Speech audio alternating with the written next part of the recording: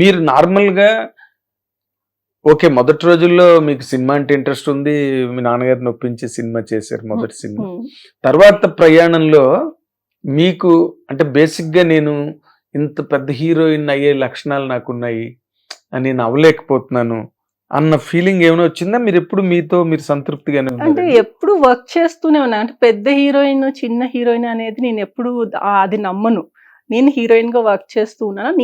నా అంత బిజీగా ఏ పెద్ద హీరోయిన్ అంటున్నారు కదా మీరు, వాళ్ళెవరు బిజీగా లేరు. నేను మాత్రం ఆ టైంలో అసలు ఫుల్ బిజీగా ఉండేదాన్ని. నాకు ఒక్కరోజు కూడా ఖాళీగా ఉండేది కాదు. ఇంకా ఒక్కొక్కసారి అయితే 1, 2, 3 షూటింగ్స్ కూడా చేసిన రోజులు ఉన్నాయి నేను.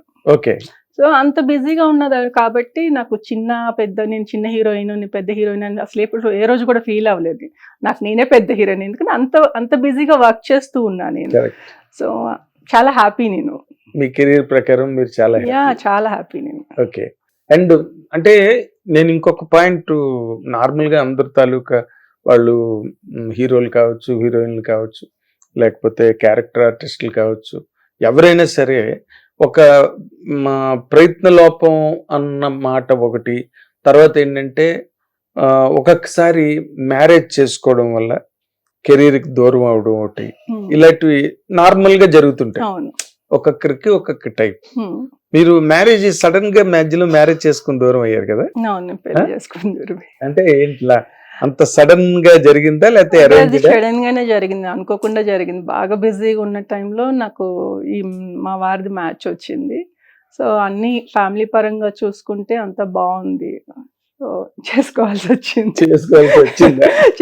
వచ్చింది. బట్ నేను చాలా హ్యాపీ అన్నమాట. సో మ్యారేజ్ లైఫ్ లో నేను మంచిగా హ్యాపీగా ఉన్నాను చాలా. సో ఇంకా అందుకని నేను మూవీస్ వదిలేసినందుకు ఏ రోజు బాధపడలేదు. సో ఫ్యామిలీ లైఫ్ సెటిల్ అయ్యాను, హ్యాపీగా ఉన్నాను, మంచి పిల్లలు ఉన్నారు. సో చాలా హ్యాపీ ఉన్నా ఫ్యామిలీ లైఫ్కి వెళ్ళిన తర్వాత. కానీ మళ్ళీ చెప్పాను కదా ఇందాక, సినిమా అనేది మనకి పోదు కదా. కొంచెం పిల్లలు ఒక 5 years వచ్చిన తర్వాత ఇంకా మళ్ళీ స్టార్ట్. ఏమండి నేను వర్క్ చేసుకుంటానంటే అబ్బా నీ గోలకు అన్న పోయి చేసుకో అని చెప్పారు. సో మళ్ళీ సెకండ్ ఇన్నింగ్ స్టార్ట్ చేశారు. బట్ ఆ 5 years 5 years కాదండి, ఆల్మోస్ట్ 7 years. Almost 7 years. ఈ 7 years అసలు మీకు మధ్యలో ఆపర్చునిటీస్ రావడం, మీరు వద్దు నేను చేయలేనని చెప్పడం, లేకపోతే ఆ లైఫే ఎక్కువ బాగుంది, దీనికి పెద్ద మనం ఇంపార్టెన్స్ ఇవ్వక్కర్లేదు కెరీర్కి, ప్రొఫెషనల్ కెరీర్కి, ఇలాంటి ఆలోచనలు మీకు ఏమైనా వచ్చాయండి? It is very difficult.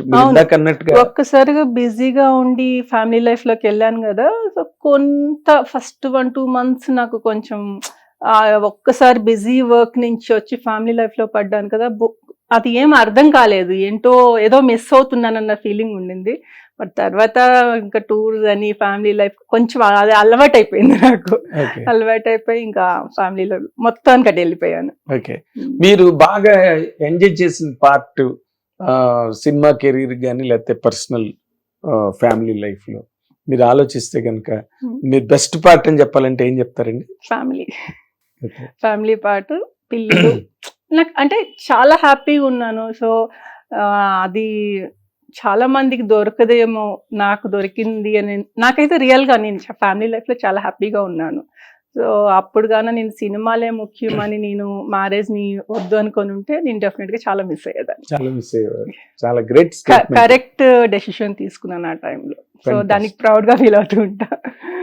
అవును కదా. ఇప్పుడు నార్మల్ గా సినిమా వాళ్ళు పెళ్లిళ్ళు అనగానే ఫర్ మెనీ రీజన్స్, ఒక రీజన్ కాదు, మనం చెప్పలేము అవన్నీ కూడా వాళ్ళ అంతర్గతంగా ఫేస్ చేసే ప్రాబ్లమ్స్ అనుకోండి.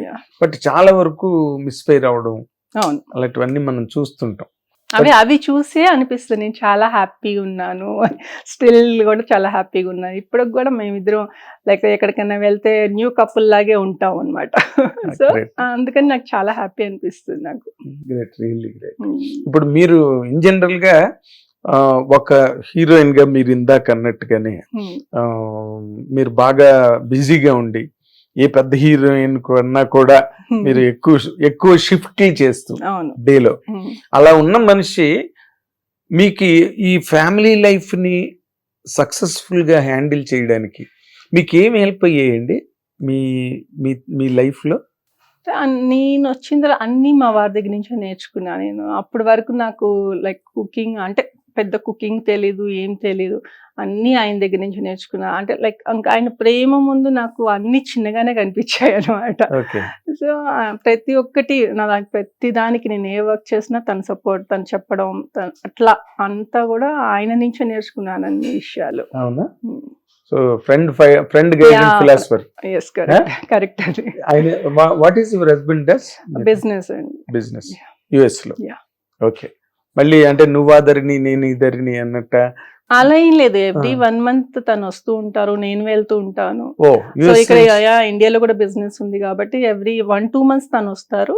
మధ్యలో ఒక 1 month నేను షూటింగ్స్ ఇప్పుడు ఏమైనా లేకపోతే నేను హాలిడే కింద వెళ్తాను. అందుకే అంత పెద్ద గ్యాప్ అనిపించదు. నార్మల్ గా పై ఊళ్ళో ఉద్యోగం చేసినా ఆ టైం పడుతుంది. ఎవ్రీ డే వెళ్ళి రాలేరుగా. అంటే మీరు అన్నది కరెక్ట్. ఆయనే నాకు అన్ని నేర్పారు, లేకపోతే నేను I have learned everything from him అన్న పాయింట్ కన్నా కూడా మిమ్మల్ని మీరు అడాప్ట్ చేసుకోవడం అనేది చాలా కష్టమైనది. It's a critical point. ఒక ప్రొఫెషనల్ పర్సన్ వచ్చి వెరీ వెల్ ప్రెటీ వెల్ ఇప్పుడు నార్మల్గా ఐటీ కంపెనీలో పనిచేసే వాళ్ళు కానీ లేకపోతే అదర్వైజ్ ప్రొఫెషన్స్ లో ఉన్న వాళ్ళు కూడా గబుక్కొని హస్బెండ్స్ తో జెల్ అవ్వలేక and they are getting back.